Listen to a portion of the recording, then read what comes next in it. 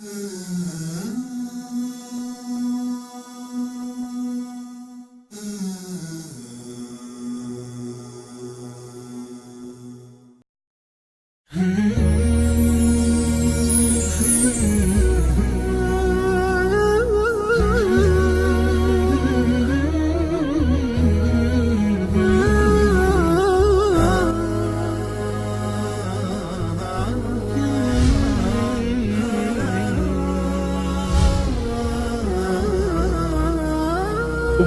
TV, cahaya umat dan bangsa.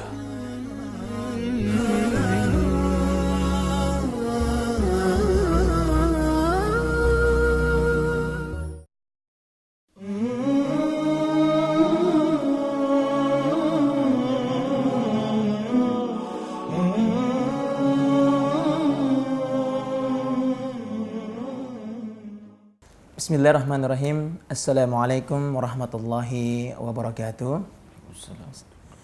Alhamdulillah wassalatu wassalamu ala rasulillah wa ala alihi wa ashabihi ajmain, amma ba'd. Para pemirsa Umat TV yang insya Allah dirahmati oleh Allah subhanahu wa ta'ala, alhamdulillah kita bersyukur kepada Allah subhanahu wa ta'ala atas nikmat dan karunia serta hidayah Allah subhanahu wa ta'ala masih berikan kepada kita di malam hari ini. Seperti biasanya para pemirsa, di malam hari ini kita kembali mengupas tentang hukum tajwid, dan pada pertemuan kemarin kita sudah membahas mengenai hukum tanwin dan nun sukun ya pada bagian 1, dan insya Allah di malam hari ini kita kembali melanjutkan bagian 2. Seperti biasanya narasumber kita Ustadz Hasbin Abdurrahim SPDI Hafizahullah, dan alhamdulillah beliau sudah berada di tengah-tengah kita ya, dan kita menyapa dulu. Assalamualaikum Ustadz, apa kabar? Sehat ya? Sehat. Baik para pemirsa, langsung saja kita berikan kesempatan kepada Ustadz untuk memberikan materi di malam hari ini. Kepada Ustadz Al-Fursa Mutahatun li fadilatihi falyatafaddal mashkura wa ma'jura. Bismillahirrahmanirrahim. Assalamualaikum warahmatullahi wabarakatuh. Waalaikumsalam warahmatullahi. Alhamdulillahi rabbil alamin, wassalatu wassalamu ala asyrafil anbiya'i wal mursalin sayyidina Muhammadin wa ala alihi wa ashabihi ajma'in, amma ba'd.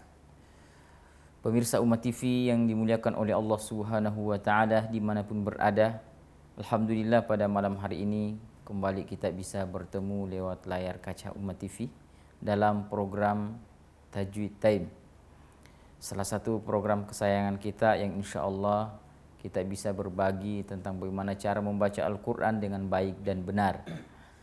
Insya Allah para pemirsa yang dimuliakan oleh Allah, pada malam hari ini sebagaimana yang pembahasan kita pada pertemuan yang lalu, kita telah masuk pada bab Ahkamun Nunis Sakinah wa Tanwin. Telah kita masuk pada bab hukum-hukum tentang nun, sukun, dan tanwin. Bab ini pemirsa yang dimuliakan oleh Allah Subhanahu wa taala tidak dikatakan bahwa babun nuni atau babut tanwin. Langsung dipadukan babut nunis sakinah wa tanwin. Jadi langsung digabung hukum nun sukun dan hukum tanwin. Iya, kenapa bisa seperti itu? Karena tanwin adalah nun sukun. Iya, tanwin adalah nun sukun itu sendiri sebenarnya. Iya, jadi sehingga tidak bisa dipisahkan antara nun sukun dengan tanwin dalam segi hukum. Sehingga ketika ada tanwin bertemu dengan huruf-huruf hijaiyah, nanti sama hukumnya. Iya, entah ya sebagaimana yang dalam pembahasan kita ini nanti ada 4 hukum. Ada izhar, ada idgham, ada ikhfa, ada iqlab. Iya, ini hukum yang akan terjadi bila ada nun sukun atau tanwin bertemu dengan huruf-huruf hijaiyah itu. Iya, pada pertemuan yang lalu pemirsa yang dimuliakan oleh Allah, kita telah membahas 1 poin tentang hukum yang terjadi ketika bertemu dengan huruf hijaiyah, yaitu tanwin dan nun sukun ketika bertemu dengan huruf hijaiyah, yaitu izhar.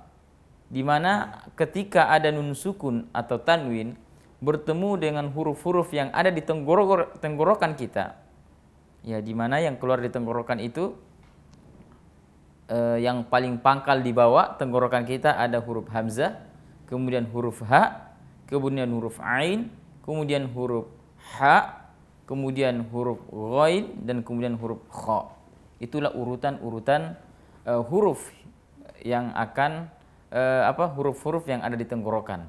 Iya, di mana ketika ada nun sukun atau tanwin bertemu dengan salah satu huruf yang ada di tenggorokan itu, maka hukumnya namanya izhar.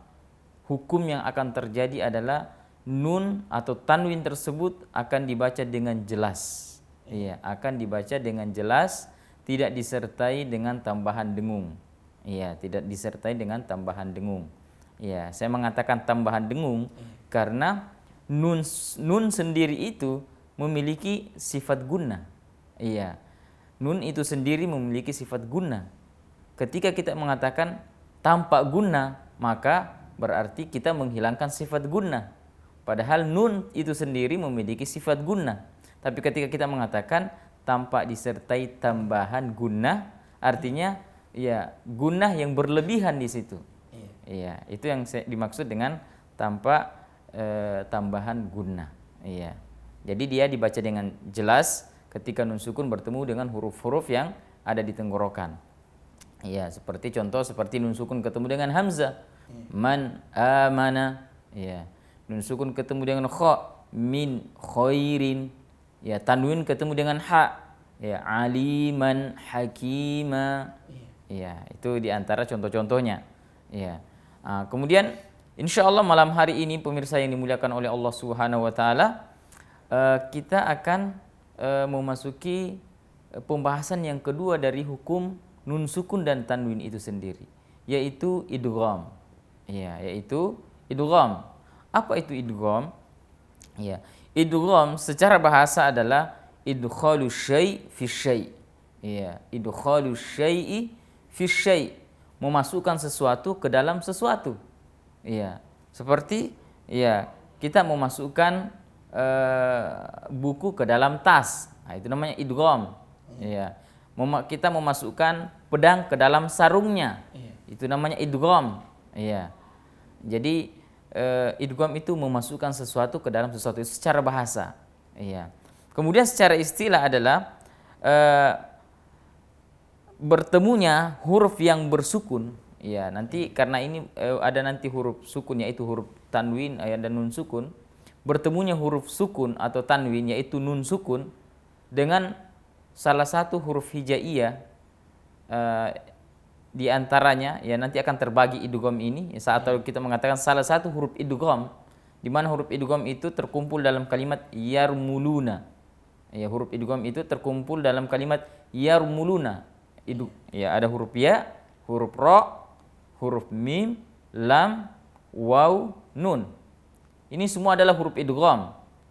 Ya, jadi lalu kemudian idgham ini terbagi lagi, terbagi dua. Ada nanti yang namanya idgham bi gunnah. Kemudian ada yang namanya idgham bila gunnah. Idgham bi gunnah adalah ya ketika nun sukun bertemu dengan huruf yang terkumpul dalam kalimat yanmu. Iya, yanmu. Iya, atau ya nun mim waw. Iya. Kalau idgham bila gunnah, nun sukun atau tanwin bertemu dengan huruf lam dan ra. Iya, dua hurufnya. Ya, jadi seluruh huruf idgham terkumpul dalam kalimat yarmaluna, kemudian dipisah lagi idgham ini menjadi dua bagian, yaitu idgham bi gunnah dengan idgham bila gunnah. Huruf idgham bi gunnah terkumpul dalam kalimat yanmu atau yuminu. Ya. Kemudian huruf idgham bila gunnah terkumpul dalam dua kata, yaitu lam dan ra. Orang Indonesia menyingkat huruf idgham bi gunnah dengan yani mau, ya nun mim waw. Kemudian huruf idgham bila gunnah ya menyingkatnya dengan lam dan ra, dibaca lari. Jadi yani mau lari, itu adalah huruf-huruf idgham. Iya. Itu caranya orang Indonesia membuat singkatan-singkatan dalam belajar ilmu tajwid. Tapi kita mengatakan bahwa tentu ya kaidah yang telah para ulama sudah capek-capek para ulama bikin, ya lebih berkah kalau kita mengikutinya. Tidak perlu kita rubah, tapi dalam proses memudahkan, maka tidak mengapa ya kita memakai metode yang kita bikin sendiri. Yang penting tidak keluar dari kaidah yang sebenarnya. Pemirsa Umat TV yang dimuliakan oleh Allah Subhanahu wa taala, iya. Kita akan bahas satu persatu dan contoh satu persatu tentang bacaan idgham itu. Iya, bacaan idgham itu. Yang pertama, iya, idgham bigunna. Iya. Idgham bigunna ini yaitu apabila ada nun sukun atau tanwin bertemu dengan salah satu huruf yang 4. Ya, nun, mim, waw. Iya, yanmu. Ya, disingkat dalam kalimat yanmu. Bila ada nun sukun atau tanwin bertemu dengan 4 huruf ini, maka nun sukun atau tanwin itu harus diidghamkan. Ya. Lalu kemudian bigunna dan didengungkan. Ya, jadi 2. Pertama, nun itu dimasukkan, setelah dimasukkan ke dalam huruf setelahnya, ya, salah satu huruf idgham bigunna, kemudian setelah itu didengungkan. Ya, dibaca, digunakan, ditahan, jangan tergesa-gesa, ditahan 2 harakat. Ya. Contohnya seperti wa may ya'mal, nun sukun ketemu dengan ya. Ya. Wa may ya'mal, ya, jadi suara nun sudah tidak jelas lagi. Ya, ya, sudah melebur ke huruf ya. Wa may, posisi lidah kita sudah berada di posisi menempati atau mau mengucapkan huruf ya. Ya, tapi sambil berdengung. Ya, itu namanya idgham bigunna. Dimasukkan sambil didengungkan. Ya, itu namanya idgham bigunna. Wa may yu'mim, seperti itu. Ya. Kalau ketemu dengan waw, wa min waraihim, ya. Nun sukun ketemu wa mimma. Ya, atau apalagi nun sukun ketemu dengan waw, la, ya, nun, mim, waw. Ya, waw min waraihim, ya, may yu'minu. Ya. Itu adalah contoh-contoh. Ya, contoh-contoh cara membacanya. Ya. Tentu kalau umpama kita seperti membaca surah di dalam Al-Qur'an, tentu itu kita harus wajib melakukan idgham. Ya, seperti kita membaca wa man ya'mal mithqala dzarratin khairan yarah. Ya. Wa man, seperti ditahan seperti nun sukun ketemu ya. Ya. Wa man ya'mal mithqala, ya, ditahan nun sukun ketemu ya. Jangan langsung dibaca wa man ya'mal, ya, seperti itu.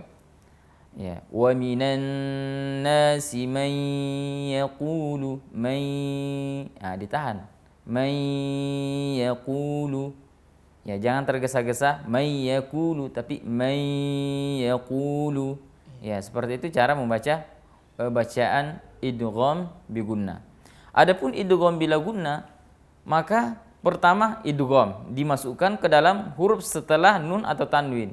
Kemudian setelah itu bila gunna, tanpa didengungkan. Ya, bi dengan lam tidak, gunna dengung. Jadi tanpa dengung. Ya, dimasukkan tapi tidak didengungkan. Seperti tanwin ketemu umpama huruf ro, ya, hurufnya kan 2, yaitu lam dan ro. Ya, ghafurur rahim. Seakan-akan tanwin tidak terdengar lagi, tidak ada lagi rasanya tanwin. Dia langsung seakan bertasyid huruf yang setelah tanwin itu.